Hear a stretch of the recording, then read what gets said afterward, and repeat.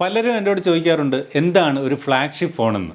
അതായത് flagship phone എന്ന് വെച്ചാൽ മലയാളത്തിൽ പറഞ്ഞാൽ മുന്തിയ ഇനം ഫോൺ. അതായത് ഒരു ഫോണിൻ്റെ എല്ലാ മേഖലകളിലും ഏറ്റവും ടോപ്പ് നോച്ചായിട്ടുള്ള ഫോണാണ് ഫ്ലാഗ്ഷിപ്പ് ഫോൺ. അത്തരത്തിൽ ഒപ്പോ പുറത്തിറക്കിയിരിക്കുന്ന അവരുടെ ഒരു ഫ്ലാഗ്ഷിപ്പ് ഫോണാണ് ഒപ്പോ ഫൈൻഡ് X2. നമ്മളിന്ന് ഈ വീഡിയോയിലൂടെ പരിശോധിക്കുന്നത് ഒപ്പോ ഫൈൻഡ് X2 എന്ന ഫോണിൻ്റെ വിശേഷങ്ങളാണ്.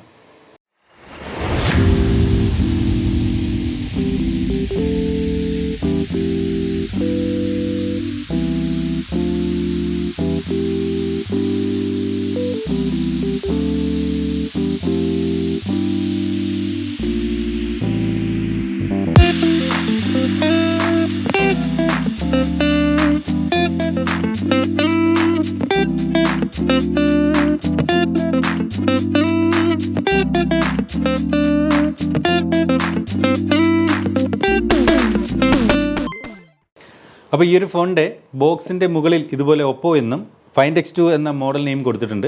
അതുപോലെ ഇതൊരു 12GB Ram 256GB internal memory variant ആണെന്ന് ഇവിടെ എഴുതിയിട്ടുണ്ട്.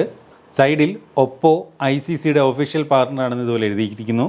ബാക്ക് സൈഡിൽ ഫോണിൻ്റെ കളർ വേരിയൻറ്റ് ബ്ലാക്ക് ആണെന്നും മെയ്ഡ് ഇൻ ഇന്ത്യ ആണെന്നും ഇതിൻ്റെ സാർ വാല്യൂ അറിയേണ്ടവർക്കായിട്ട് 1.086 ഹെഡിനും 1.042 ബോഡിക്കുമുണ്ടെന്നും എഴുതിയിട്ടുണ്ട്. അപ്പോൾ സമയം കളയാതെ നമുക്ക് ഈ ഒരു ഫോൺ അൺബോക്സ് ചെയ്യാം.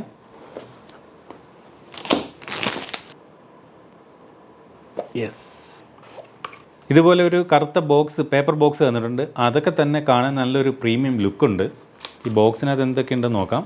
സിം ഇജക്ടർ പിൻ, ഇൻ്റർനാഷണൽ വാറൻറ്റി കാർഡ്, യൂസർ മാനുവലും മറ്റ് പേപ്പർ വർക്കും, കൂടാതെ നല്ല മനോഹരമായിട്ടുള്ള ഒരു TPU കേസും നൽകിയിട്ടുണ്ട്. നല്ല ക്വാളിറ്റി ഉള്ളതാണ് ഈ ഒരു കേസ്.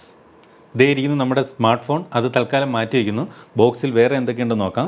65 വാട്ടിൻ്റെ സൂപ്പർ വൂക്ക് 2 ചാർജർ, വളരെ ഫാസ്റ്റ് ചാർജിങ് കപ്പാസിറ്റിയാണ് അതുകൊണ്ട് തന്നെ ഈ ഒരു ഫോണത് നൽകിയിരിക്കുന്നത്. കൂടാതെ കാണാൻ നല്ല മനോഹരമായിട്ടുള്ളൊരു ഹെഡ്സെറ്റ്. ഇതൊരു ടൈപ്പ് C ഹെഡ്സെറ്റാണ്. അതായത് ഫോണിനകത്ത് 3.5mm ഓഡിയോ ജാക്ക് അല്ല, നമ്മൾ ചാർജ് ചെയ്യാനുള്ള ടൈപ്പ് C കേബിൾ തന്നെ ഈ ഒരു ഹെഡ്സെറ്റ് അതുകൊണ്ട് തന്നെ കണക്ട് ചെയ്യാൻ സാധിക്കും. ഹെഡ്സെറ്റിൻ്റെ ബോക്സിനോടൊപ്പമാണ് ഇത്തരത്തിൽ ചാർജർ കേബിൾ നൽകിയിരിക്കുന്നത്, ടൈപ്പ് C ചാർജിങ് കേബിൾ. അപ്പോൾ ഇനി നമുക്ക് ഫോണിൻ്റെ വിശേഷങ്ങൾ നോക്കാം. അടിപൊളി പ്രീമിയം ഡിസൈൻ. ഒപ്പോയുടെ ഏറ്റവും മികച്ച ഫ്ലാഗ്ഷിപ്പ് ഫോണാണ് നമ്മുടെ കയ്യിലിരിക്കുന്ന ഒപ്പോ ഫൈൻഡ് X2. ഇന്നുവരെ ഒപ്പോ ഇറക്കിയതിൽ വെച്ച് ഏറ്റവും മികച്ച പ്രീമിയം സ്മാർട്ട് ഫോൺ. ഈ ഒരു ഫോണിൻ്റെ ബാക്ക് സൈഡ് ബ്ലാക്ക് നിറത്തിൽ ഉള്ള ഫോൺ ആയതുകൊണ്ട് ഇതൊരു സിറാമിക് ബാക്കാണ് നൽകിയിരിക്കുന്നത്. എന്നാൽ മറ്റൊരു കളർ വേരിയൻറ്റ് കൂടിയുണ്ട്, അത് ഗ്ലാസ് ബോഡിയോട് കൂടിയാണ് എത്തുന്നത്. ഇത് സിറാമിക് ബാക്ക്. അപ്പോൾ ഈ ഒരു ഫോൺ പ്രധാനമായിട്ടും 2 നിറങ്ങളിലാണ് ലഭ്യമാവുന്നത്, ബ്ലൂ കളറിലും ബ്ലാക്ക് കളറിലും. ഇതിനകത്ത് ബ്ലാക്ക് കളറിൽ വരുന്ന ഫോണുകളുടെ ബാക്ക് സൈഡ് സിറാമിക് ആണ്. അതുപോലെ ബ്ലൂ കളറിൽ വരുന്ന ഫോണുകളുടെ ബാക്ക് സൈഡ് ഗ്ലാസ് കൊണ്ടാണ് തയ്യാറാക്കിയിരിക്കുന്നത്. ഇനി ഫോണിൻ്റെ ബാക്ക് സൈഡിലേക്ക് നോക്കിക്കഴിഞ്ഞാൽ നമുക്ക് പ്രധാനമായിട്ടും 3 ക്യാമറകളാണ് കാണുന്നത്.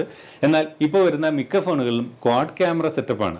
വെറുതെ ക്യാമറകളുടെ എണ്ണം കൂട്ടണ്ട എന്നൊരു പക്ഷേ ഒപ്പോ കരുതി കാണും. എന്തായാലും ഈ ഒരു ഫോണിൽ 3 ക്യാമറകൾ. ഈ ക്യാമറകളുടെ താഴെയായിട്ട് ഒരു LED ഫ്ലാഷ് ലൈറ്റ് നമുക്ക് കാണാം. ഇവിടെ താഴെയായി നമുക്ക് ഒപ്പോയുടെ ഒരു ബ്രാൻഡിങ്ങും നമുക്ക് കാണാവുന്നതാണ്. നല്ല ഒരു ബിൽഡ് ക്വാളിറ്റി, നല്ലൊരു പ്രീമിയം ക്വാളിറ്റി നമുക്കിതിനകത്ത് ഈ ഒരു ഫോൺ നമ്മളിങ്ങനെ കയ്യിൽ പിടിക്കുമ്പോൾ തന്നെ മനസ്സിലാവുന്നുണ്ട്. അതുപോലെ നല്ല ഹൈറ്റ് കൂടി വിഡ്ത്ത് കുറഞ്ഞ ഒരു ഡിസൈനാണ് ഈ ഒരു ഫോണിന് നൽകിയിരിക്കുന്നത്. നമ്മുടെ കയ്യിലൊക്കെ നല്ലതുപോലെ പിടിച്ചു കഴിഞ്ഞാൽ നല്ല ഒതുങ്ങിയിരിക്കുന്ന ഒരു ഡിസൈൻ. പക്ഷേ സൈസ് ഒട്ടും കുറവല്ല, സൈസ് നല്ല കൂടുതലാണ്. ഹൈറ്റാണ് ഈ ഒരു ഫോണിന് പ്രധാനമായിട്ടും കൂടുതൽ.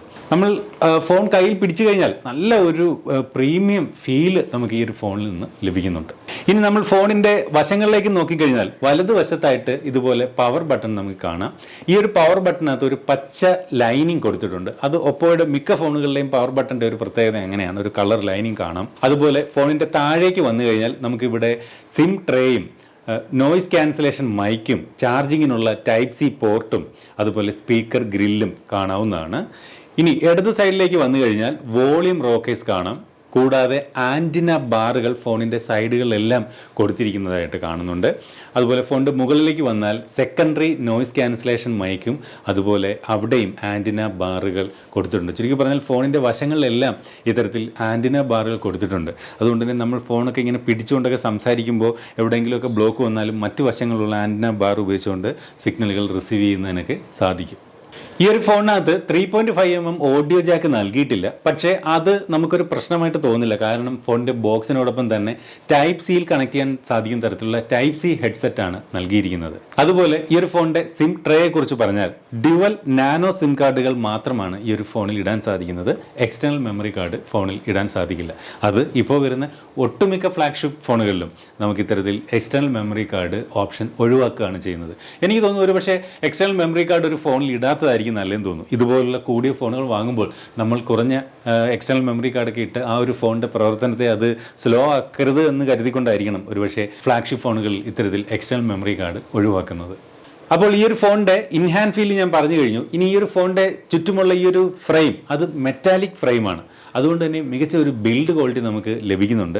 അതുപോലെ ഈ ഒരു ഫോണിൻ്റെ വെയ്റ്റിനെ കുറിച്ച് പറഞ്ഞാൽ 196 ഗ്രാം ഭാരമാണ്. നമ്മൾ കയ്യിലൊക്കെ പിടിക്കുമ്പോൾ ഒരു വലിയ ഫോണായതുകൊണ്ട് വെയിറ്റ് ഡിസ്ട്രിബ്യൂഷനൊക്കെ ഓക്കെയാണ്. അതുകൊണ്ട് ഒരു വലിയ വെയിറ്റ് ആയിട്ടൊന്നും നമുക്കത് ഫീൽ ചെയ്യുന്നില്ല. 200 ഗ്രാമിൽ താഴെയല്ലേ ഉള്ളൂ ഭാരം. അതുകൊണ്ട് തന്നെ മികച്ച ഒരു ബാലൻസിങ് ഈ ഒരു ഫോണിൻ്റെ വെയിറ്റിൽ നമുക്ക് ഫീൽ ചെയ്യുന്നുണ്ട്. ഇനി ഫോണിന്റെ ഡിസ്പ്ലേയെ കുറിച്ച് പറഞ്ഞാൽ 6.7 ഇഞ്ചിന്റെ QHD+2K OLED കർവ്ഡ് സ്ക്രീനാണ് ഈ ഒരു ഫോണിന് നൽകിയിരിക്കുന്നത്. അതായത് ഫോണിന്റെ വശങ്ങൾ ഇത്തരത്തിൽ സൈഡിലേക്ക് കർവ് ചെയ്തിരിക്കുന്ന രീതിയിലുള്ള ഡിസൈനാണ് ഡിസ്പ്ലേക്ക് നൽകിയിരിക്കുന്നത്. അതുകൊണ്ട് തന്നെ ഈ ഫോണിൻ്റെ വശങ്ങളിൽ ഒട്ടും തന്നെ അരികളില്ലാത്ത ഒരു ബെസൽലെസ് അനുഭവം തന്നെ നമുക്ക് ഈ ഒരു ഫോണിൽ നിന്ന് ലഭിക്കുന്നുണ്ട്. അതുപോലെ മുകളിലും താഴെയും ഡിസ്പ്ലേക്ക് ചുറ്റുമുള്ള വശങ്ങൾ വളരെ തിന്നാണ്. അതുകൊണ്ട് തന്നെ നമുക്ക് ഈ ഒരു ഫോണിലേക്ക് നോക്കിക്കഴിഞ്ഞാൽ ഒരു ഫുൾ ഡിസ്പ്ലേ അനുഭവം ഈ ഒരു ഫോണിൻ്റെ ഡിസ്പ്ലേ സമ്മാനിക്കുന്നുണ്ട്.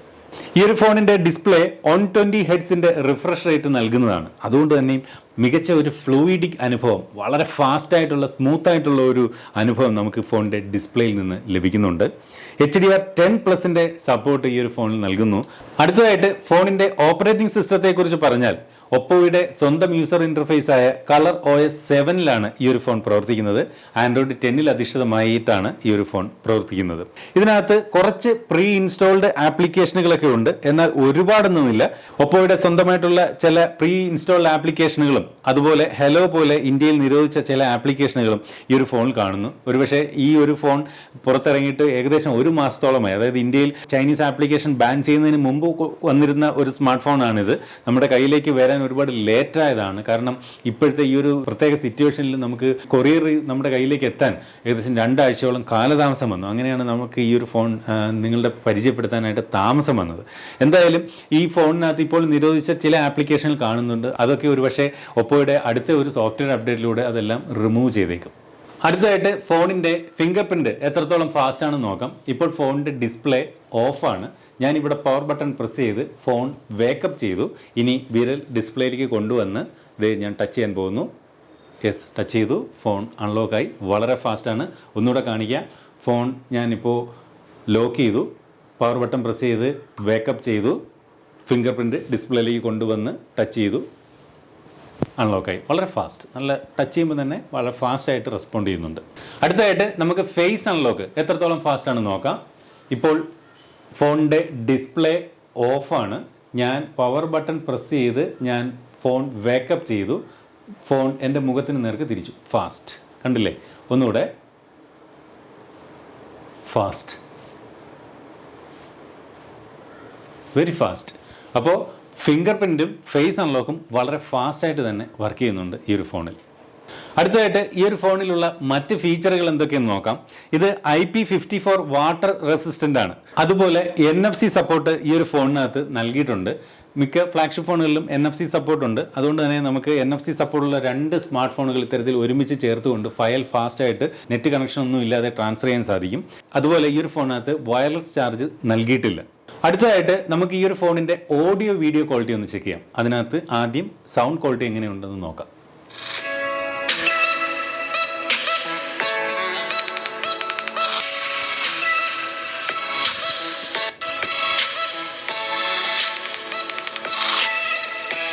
ഈ ഒരു ഫോണിൽ സ്റ്റീരിയോ സ്പീക്കർ സംവിധാനമാണ് നൽകിയിരിക്കുന്നത്.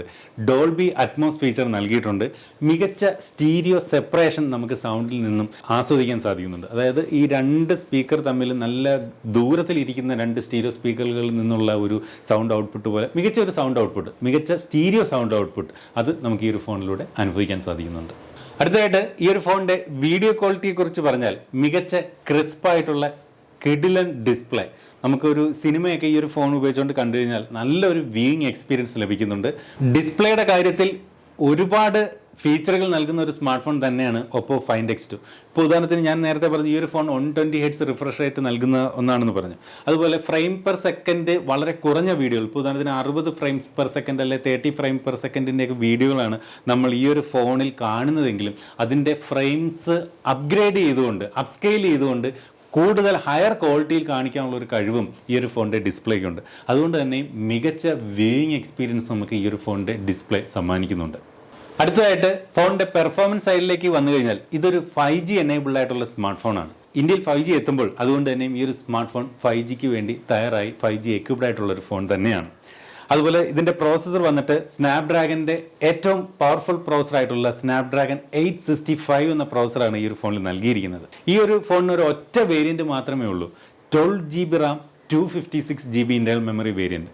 എല്ലാം ഹയറാണ്. റാമിൻ്റെ കാര്യത്തിലായാലും ഇൻറ്റേർണൽ മെമ്മറിയുടെ കാര്യത്തിലായാലും പ്രോസസ്സറിൻ്റെ കാര്യത്തിലായാലും അതുപോലെ റിഫ്രഷ് റേറ്റിൻ്റെ കാര്യത്തിൽ എല്ലാം ഒരു എന്താ പറയുക ഒരു ഫ്ലാഗ്ഷിപ്പ് ലെവൽ തന്നെ നമുക്ക് ഈ ഒരു ഫോണിൽ നിന്ന് ലഭിക്കുന്നുണ്ട്. ഇതിൻ്റെ ഒരു AnTuTu സ്കോർ ചെക്ക് ചെയ്യുകയാണെങ്കിൽ 6,17,000 പുറത്ത് വാല്യൂ ആണ് അതിന് വരുന്നത്. അത്രയും AnTuTu സ്കോർ നൽകുന്ന സ്മാർട്ട് ഫോണുകൾ വളരെ കുറച്ചേ ഉള്ളൂ ഇത്രയും ഒരു ഹയർ വാല്യൂ നൽകുന്നത്. ചുരുക്കി പറഞ്ഞാൽ ഇതൊരു പെർഫോമൻസ് ബീസ്റ്റ് ആണെന്ന് പറയേണ്ടി വരും. പെർഫോമൻസ് സൈഡ് മാത്രമല്ല, ഡിസൈനിലും ഡിസ്പ്ലേയിലും എല്ലാ കാര്യത്തിലും ഈ ഒരു ഫോൺ ഏറ്റവും മുന്നിൽ തന്നെ നിൽക്കുന്നുവെന്ന് പറയാതെ വയ്യ. അതുപോലെ ഫയൽ സ്റ്റോറേജിനും റിട്രീവിങ്ങിനുമായിട്ട് UFS 3 എന്ന ഫീച്ചറാണ് നൽകിയിരിക്കുന്നത്. ഇതിലെ റാം LPDDR5 വേരിയന്റിൽ പെടുന്നതാണ്. അടുത്തതായിട്ട് ഫോണിൻ്റെ ക്യാമറ ഡിപ്പാർട്ട്മെൻറ്റ് പരിശോധിച്ചാൽ ഫോണിൻ്റെ ബാക്ക് സൈഡിൽ 3 ക്യാമറകളാണ് നൽകിയിരിക്കുന്നത്. പ്രൈമറി ക്യാമറ 48 മെഗാ പിക്സലിൻ്റെ ക്യാമറയാണ് നൽകിയിരിക്കുന്നത്. സെക്കൻഡറി ക്യാമറയായിട്ട് 12 മെഗാ പിക്സലിൻ്റെ ഒരു അൾട്രാ വൈഡ് ആംഗിൾ ക്യാമറ നൽകിയിട്ടുണ്ട്. ടേർഷറി ക്യാമറയായിട്ട് 13 മെഗാ പിക്സലിൻ്റെ 5 ഇരട്ടി വരെ ഹൈബ്രിഡ് സൂം ചെയ്യാൻ സാധിക്കുന്ന ടെലിഫോട്ടോ ലെൻസാണ് ടേർഷറി ക്യാമറയെ നൽകിയിരിക്കുന്നത്. ഈ ഒരു ഫോണിൽ സെൽഫി എടുക്കുന്നതിനായിട്ട് ഫോണിൻ്റെ ഡിസ്പ്ലേയിൽ തന്നെ പഞ്ച് ഹോളിൽ ഫോണിൻ്റെ ഡിസ്പ്ലേയുടെ ഇടത് സൈഡിലായിട്ട് ഒരു 32 മെഗാ പിക്സലിൻ്റെ സെൽഫി ക്യാമറ നൽകിയിരിക്കുന്നു. ഇതിപ്പോൾ ഫോണിൻ്റെ ഫ്രണ്ട് ക്യാമറയിൽ നിന്നുള്ള വീഡിയോകളാണ് ഇപ്പം നിങ്ങൾ ഈ കാണുന്നത്. ഞാൻ നടന്നുകൊണ്ടാണ് വീഡിയോ ഷൂട്ട് ചെയ്യുന്നത്. അപ്പോൾ എത്രത്തോളം സ്റ്റെബിലിറ്റി ഉണ്ട് എന്ന് ഞങ്ങൾക്ക് ഇത് കണ്ടു കഴിഞ്ഞാൽ മനസ്സിലാവും. ഫ്രണ്ട് ക്യാമറ വിഷ്വൽസാണിത്. അതുപോലെ ഈ ഒരു ഫോണിനകത്ത് ഫോക്കസിങ്ങിനായിട്ട് ലേസർ ആട്ടോ ഫോക്കസ് ഫീച്ചറാണ് നൽകിയിരിക്കുന്നത്. അതുകൊണ്ട് തന്നെ നമ്മൾ ഒബ്ജക്റ്റുകളിൽ നിന്ന് ഒബ്ജക്റ്റുകളിലേക്ക് മാറുമ്പോൾ ഫോക്കസ് വളരെ ഫാസ്റ്റായിട്ട് ഫോക്കസ് ചെയ്യാൻ ഈ ഒരു ഫോണിൻ്റെ ക്യാമറ കൊണ്ട് സാധിക്കും.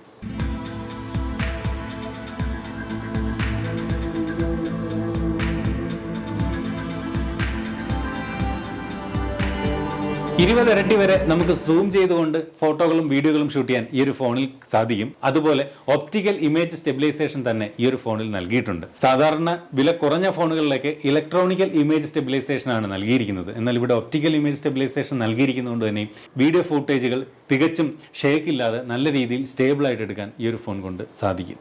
ഇതിപ്പോൾ ഫോണിൻ്റെ ബാക്ക് ക്യാമറ ഉപയോഗിച്ചിട്ടുള്ള വിഷ്വലുകളാണ് ഇപ്പോൾ ഈ കാണുന്നത്. ഞാൻ നടക്കുകയാണ്. അതിൻ്റെ സ്റ്റെബിലിറ്റി എത്രത്തോളം ഉണ്ട് എന്ന് നിങ്ങൾക്ക് അതുകൊണ്ട് തന്നെ കൃത്യമായിട്ട് മനസ്സിലാകും. ഞാൻ അതിൻ്റെ ഒരു ഫോക്കസിങ് എങ്ങനെയുണ്ടെന്ന് നോക്കാം.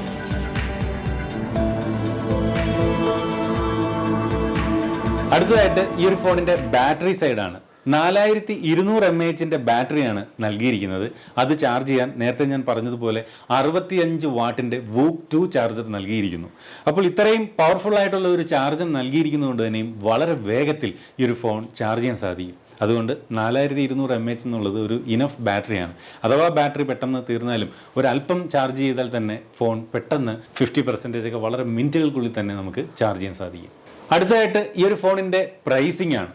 എനിക്ക് ഈ ഒരു ഫോണിനകത്ത് ഒട്ടും ഇഷ്ടപ്പെടാതെ പോകുന്ന ഒരൊറ്റ കാര്യമേ ഉള്ളൂ, അത് ഇതിൻ്റെ പ്രൈസിങ് തന്നെയാണ്.